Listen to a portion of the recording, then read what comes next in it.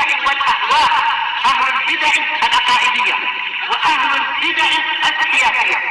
نقول بيننا وبينكم السلف، بيننا وبينكم الكتب، كان فيقول البدع بيننا وبينكم.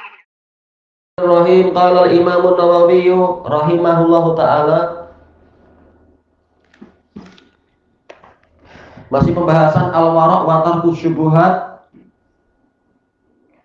Al-haditsus salasun ba'da sittimi'ah 630. Wa an Wabisah bin Ma'bad radhiyallahu anhu qala ataitu Rasulullah sallallahu alaihi wasallam faqala ji'ta tas'alu anil bir. Saya mendatangi Rasulullah sallallahu alaihi wasallam. Kemudian Rasulullah bertanya, apakah engkau datang untuk bertanya tentang kebajikan? Qultu na'am. Saya menjawab iya. Qal istafti qalbak. Mintalah fatwa kepada jiwamu, pada hatimu sendiri. Al birru matama'annat ilaihin nafas. Kebajikan adalah sesuatu yang jiwa itu tentram kepadanya. Wa tama'anna ilaihil qalb, dan hati itu merasa tentram kepadanya.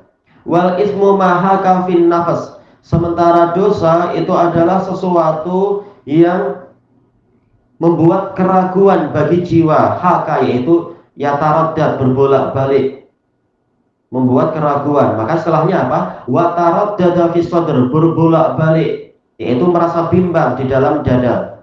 Wa in aftakan nasu wa aftuk, walaupun orang-orang banyak berfatwa kepadamu. Makanya disebutkan aftaka wa aftuk, sama maknanya. Orang-orang berfatwa, mereka berfatwa kepadamu. Disebutkan kata Imam Nawawi di sini, hadisun hasan rawahu Ahmad wa Darimi fi musnadaihima. Ya, ini dan hadis sebelumnya sama-sama di apa itu Arba'in Nawawiyah. Kata Syekhuna Abu Amr ini dhaif. Kenapa? Diriwayatkan oleh Ahmad Ad-Darimi, di dalam sananya ada Az-Zubair Abu Abdissalam dhaif. Dilemahkan oleh Ad-Daulabi dalam Al-Kuna. Daulabi murid Al-Bukhari. Dan juga Az-Zubair Abu Abdissalam ini tidak mendengar dari Ayyub bin Abdullah bin Mukris, sebagaimana ini ditetapkan oleh Imam Ahmad sendiri di dalam Musnad. Namun hadis ini didukung oleh hadis Nawas yang sebelumnya yang di Sahih Muslim itu. Hadis ini sanadnya dihasankan oleh Syekh Albani dalam Sahih Targhib. Dan ana periksa di dalam Fathul Bari punya Imam Ibnu Rajab, bukan, dalam apa itu kitab beliau Jami'ul apa namanya? Jami'ul Ulum, tamam. Jami'ul Ulum wal Hikam, yaitu setelah mengumpulkan sanad-sanad yang banyak, beliau mengatakan bahwasanya sebagian sanadnya ada yang sahih. Intinya memang apa? Hadis Wabisah ini boleh dijadikan sebagai hujjah. Sama saja kita katakan sahih atau hasan li ghairi, tak mengapa.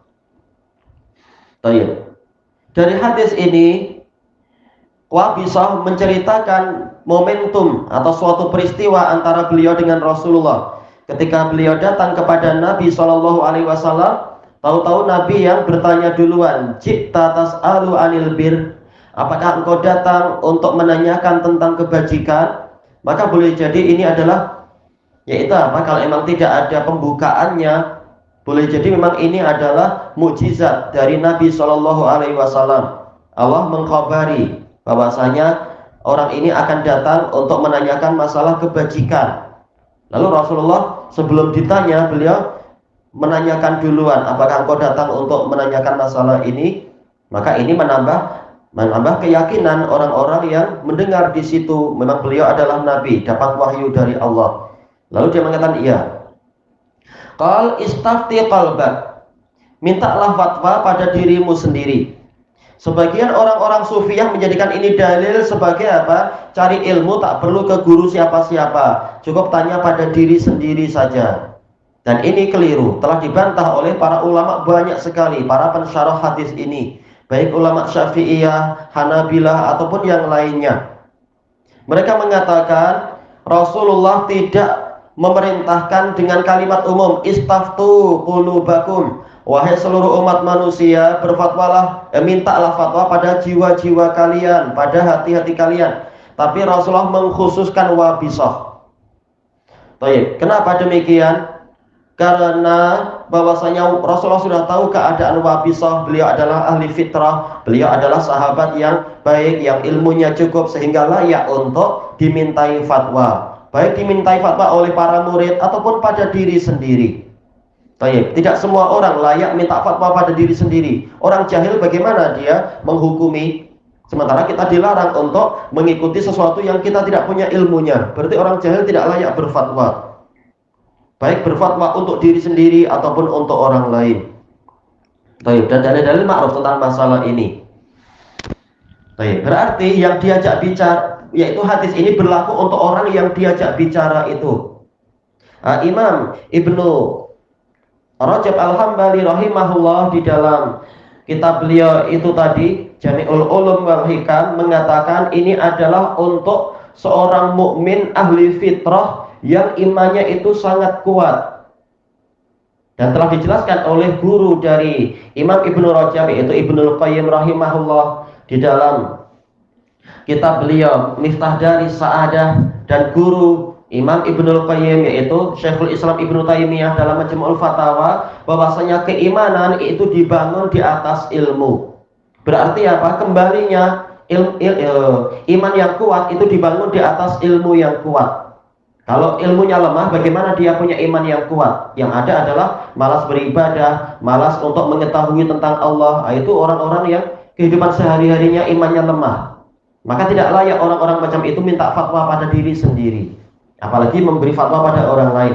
Jadi ini khusus untuk orang-orang yang imannya kuat dan fitrahnya terjaga. Bukan orang-orang awam yang seringkali fitrahnya dirusak oleh kesyirikan, oleh kebid'ahan, oleh perkara-perkara yang mereka sendiri memang tidak tahu fitrah itu apa dan tidak melaksanakannya. Suka apa? Cukur janggut, padahal ini menyelisihi fitrah. Ataupun perkara-perkara yang lain yang ma'ruf itu menyelisihi fitrah. Orang yang seperti itu tak layak untuk berfatwa untuk diri sendiri ataupun untuk orang lain. Baik. Dan dijelaskan oleh At-Tufi rahimahullahu ta'ala, dan beliau juga apa dari kalangan ulama Hanabilah. Beliau mengatakan bahwasanya dalam situasi yang multabas, yaitu yang samar-samar, menimbulkan kebimbangan, kebingungan, kita tidak tahu mana yang betul, maka coba tanya kepada hatimu. Misalkan ada, karena akhir hadis mengatakan wa in aftakan nasu wa aftuk. Misalkan sudah tanya ke orang-orang tapi dia masih ragu, kenapa sepertinya bercanggah satu sama lain, maka tanya pada dirimu sendiri. Baik. Kemudian kata At-Tufi, Allah Ta'ala memberikan qarinah, memberikan alamat suatu kebenaran kalau situasinya samar-samar macam itu, yaitu apa? Al-birru matama'annat ilaihin nafas. Kebajikan adalah sesuatu yang jiwa itu tentram kepadanya, wa tama'anna ilaihil qalb, dan hati itu merasa tentram. Baik. Adapun kalau dia sebaliknya, wal ismu, dosa itu maha kafin nafsi wa taraddada fis sadr, yang membuat ragu di dalam jiwa dan berbolak-balik di dalam dada, yaitu merasa bimbang dan goncang. Maka hendaknya dia menimbang-nimbang dalam hatinya. Ini ijtihad. Sudah bertanya kepada para ulama, tapi misalkan ada khilaf, tidak ada ijma, maka mau tidak mau kita harus pilih salah satu. Bagaimana cara pilihnya? Bukan cara pilih orang awam, cari yang ringan. Walaupun apa? Walaupun dosa dalam masalah mungkin apa? Sebagian bentuk perjudian, atau sebagian pola minuman keras, atau sebagian pola riba. Mereka bilang, ulama masih khilaf, saya pilih inilah, tapi dengan hawa nafsu. Tak. Rasulullah mengingatkan, yaitu pilihlah yang jiwa itu tentram dan tidak ragu-ragu. Kita disuruh memilih kebajikan. Apa itu kebajikan? Jiwa merasa tentram, tidak merasa ini macam dosa, ini tetap merugikan orang lain, ini melanggar syariat. Sementara kalau jiwanya masih merasa ragu-ragu, walaupun dia berusaha menipu diri sendiri, maka ini adalah dosa dan tidak layak untuk diikuti. Nabi sudah mengatakan yang masih menimbulkan keraguan inilah dosa.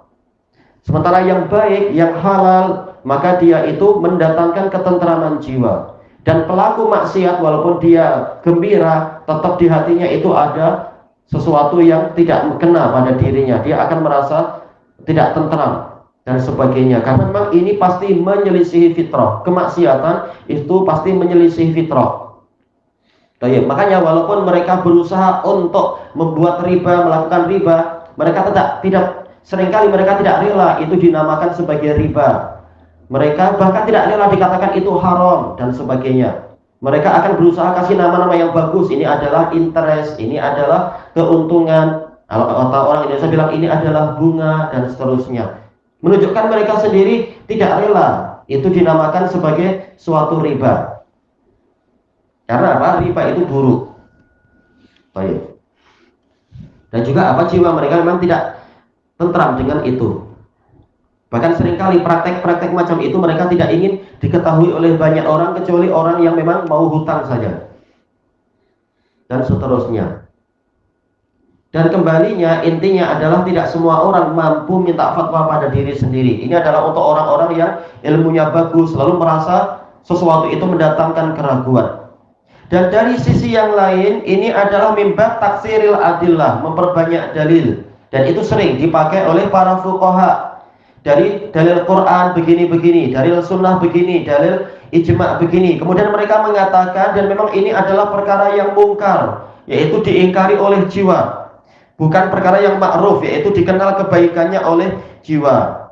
Makanya Imam Ibnu Daqiq Al-Id dari kalangan ulama Syafi'iyah, beliau mendatangkan dalil banyak sekali tentang masalah ini, yaitu tatkala Allah Ta'ala memerintahkan pada yang ma'ruf, menjauhkan dari yang mungkar, dan mengajarkan bahwasanya Nabi Muhammad itu ya'muruhum bil ma'rufi wa yanhahum 'anil munkar, bahwasanya karakter Nabi Muhammad adalah memerintahkan pada yang ma'ruf dan melarang dari yang mungkar. Ini menunjukkan bahwasanya jiwa manusia itu secara fitrah dia tahu perkara ini ma'ruf dan dia tahu perkara ini mungkar. Maka kalau seseorang itu mengklaim sebagai nabi, mengajak pada yang ma'ruf dan melarang dari yang mungkar, ini karakter memang dia ini adalah nabi. Wa yuhillu lahumut thayyibat wa yuharrimu 'alaihimul khaba'ith. Menghalalkan untuk mereka yang baik-baik, mengharamkan dari mereka yang buruk-buruk, maka memang ini adalah nabi. Mereka disuruh menilai berdasarkan fitrah dan pengetahuan jiwa mereka. Dan dari sini tahulah bahwasanya seluruh yang menyelisihi ajaran Nabi Muhammad itu tidak layak untuk dikatakan sebagai nabi atau ajaran nabi. Seperti apa? Ajaran orang-orang Nasara yang membolehkan riba, membolehkan khamr, membolehkan zina dan sebagainya. Maka ketahuan bahwasanya itu bukan ajaran Nabi Isa. Nabi Isa tak mungkin mengajarkan yang buruk-buruk macam itu. Jelas fitrah manusia tidak suka itu. Walaupun orang-orang kufar barat mereka sering membolehkan perzinaan, tapi ketika suami mereka berzina, mereka tak rela. Atau ketika istri mereka berzina, mereka marah-marah, menunjukkan jiwa mereka sendiri tahu ini adalah buruk. Ini adalah jelas bahwasanya jiwa manusia itu secara fitrah mereka memang suka yang baik dan benci pada yang buruk. Tatkala di dalam Taurat itu telah dijelaskan bahwasanya Nabi Muhammad itu memerintahkan yang baik, melarang dari yang buruk, kemudian menghalalkan yang thayyibat, yang baik-baik, dan mengharamkan dari mereka yang khaba'ith, yang busuk-busuk. Tahulah kita bahwasanya maka mereka akan tahu dan secara fitrahnya bahwasanya Muhammad memang nabi, walaupun fanatik mereka pada nabi yang lain menyebabkan mereka tidak mau mengikuti ajaran Nabi Muhammad. Cuma intinya apa?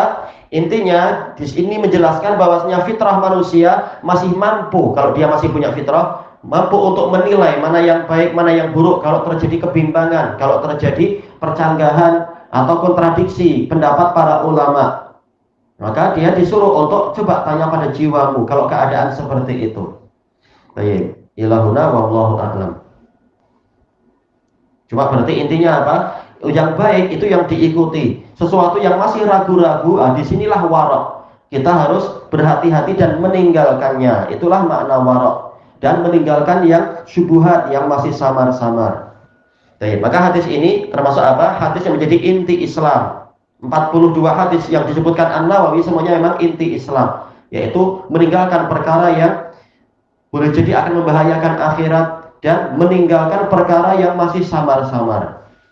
Baik. Ilahuna wallahu a'lam.